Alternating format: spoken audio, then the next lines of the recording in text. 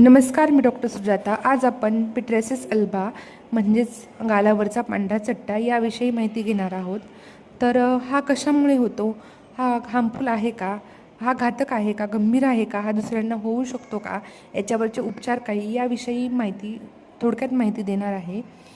तर पिट्रेसिस अल्बा हा बालकामध्ये आढळणारा सामान्यतः त्वकविकार आहे. हा का होतो?